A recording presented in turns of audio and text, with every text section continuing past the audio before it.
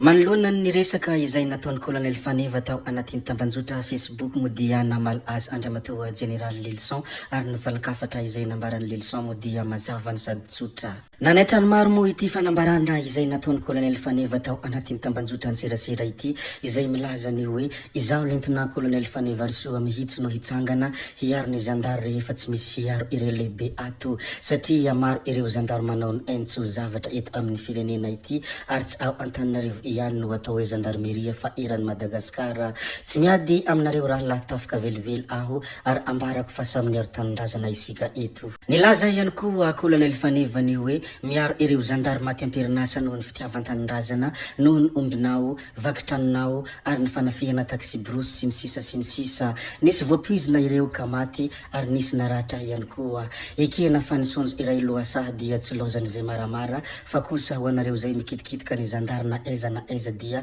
ambarako fa raha lahiko avokoa izy reo. Andrasana fiapetra kosa hoy izy izay manao ny asany tsy ara-dalàna ary tsy andeferana 3 alina eo no eo ny isan'ny zandary ary havoriky izy io indray andro ao tanà mamelombady amanjanaka izy reo hiaraka amiko sy ny vahoaka tianay izahay ho avy amin'izany. Nilaza ihany koa andramatoa colonel Faneva ny hoe mba andramirahavao moa io zandaro io eo atsika mahita azy hoy izy ary nanome laharana ny findainy izy raha mbola mila fanazavana fanampiny aminy izany. Anisan'ny nambarany andramatoa colonel Faneva ihany koa tao anatin'ny soratra izay nisoratany hoe ary izay lehibe miray tsikombakomba amin'izany teo ianareo nahita aniny bomba iny tsy nandraisanareo fiapetra nefa maro koa ny saika simba asa tamin'iny tamintsika tato lasa zandary rehetra ny tao maloto foana. Nambarany ihany koa fa ho anareo milaza fa mpanao kolokolo ny gendarmerie dia mijoroa izay branche tsy nisy zany kolokolo zany enina atramin'ny FFKM aza tsy maninona hoy izy na matiady ho an'ny zandary sy izay vahoaka tian'ny zandary ny tenako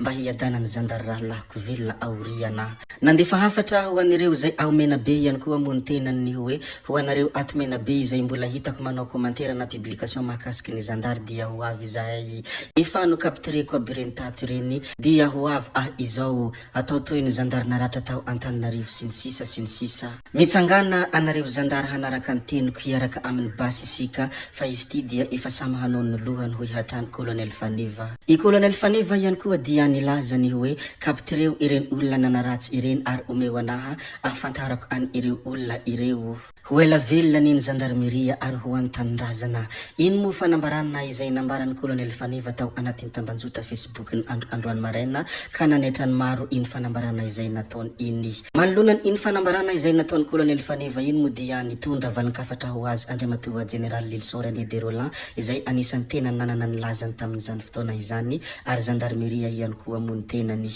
Toy izao moa ny valikafatra izay nambaran'ny General Lilson izay miantefa amin'ny colonel Faneva.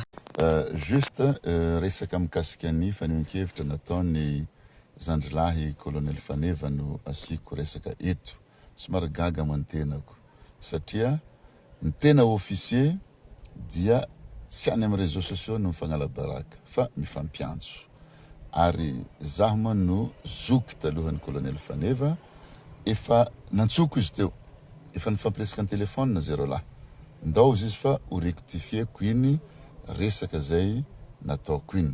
Nitondra fanazavana ny mikasika ny gendarmerie ampirenena ihany koa i General Lilson izaho hoy izy dia tsy manameloka ny zandrikely ary tsy disy velively hoy izy ny mpanatanteraka fa ny mpanome baiko ny tena fototra ireny zavadrehetra ireny. Sasalamo zao zany anohizantsika azy ny mpitandro filaminana dia mpanaraka baiko ny zavatra nasehony gendarme zandrikely de fa nazavaiko tao amin'ny fandarana Solanga niaraka tamin'ny Joara Voajanahary fa tsy magnameloka ary tsy diso ny gendarme mpanatanteraka. Misy aza le terme en français moa igny ao amin'ny mpitandro filaminana l'ordre doit être exécuté sans hésitation ni murmure. L'autorité qui le donne en est responsable. Ny lehibe mpanome baiko ny zavatra zay nataony gendarme no tompony andraikitra ka ny gendarme nanatanteraka baiko aza disogna ary aza raha gneloka fa ny tena nalaza nge za tsy fombako dénigré lehibe fa efa trop loatra ny nataony général Ravalomanana Richard efa tsy anatin'ny groupe na commandement gendarmerie mandeha mibaiko élément egny sur terrain renina nimba ny gendarmerie fa tsy reto bandikely reto.